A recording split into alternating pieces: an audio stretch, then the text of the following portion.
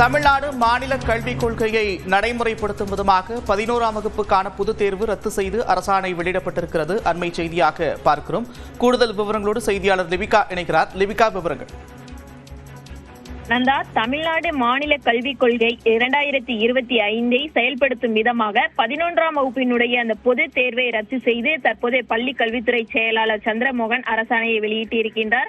நடப்பு கல்வியாண்டு 2025-26ஆம் ஆண்டு முதல் 11ஆம் வகுப்பினுடைய அந்த பொது தேர்வு என்பது ரத்து செய்யப்படுவதாக தற்போது அறிவிக்கப்பட்டிருக்கின்றது. குறிப்பாக 11ஆம் வகுப்பு படிக்கும் மாணவர்களுக்கு 2017 மற்றும் 18ஆம் கல்வியாண்டிற்கு முன்னர் இருந்த நடைமுறைப்படி தற்போது இனி வரக்கூடிய காலங்களில் தேர்வு என்பது நடைபெறும் எனவும் தெரிவிக்கப்பட்டிருக்கின்றது.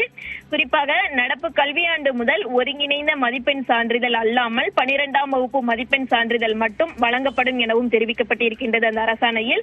அதே போன்று ஏற்கனவே நடைபெற்ற 11ஆம் வகுப்பு பொதுத் தேர்வில் தோல்வியடைந்த மாணவர்களுக்கு 2030ஆம் ஆண்டு வரை அரியர் தேர்வானது எழுதிக் கொள்ளவும் தற்போது பள்ளி கல்வித்துறை அனுமதித்திருக்கின்றது.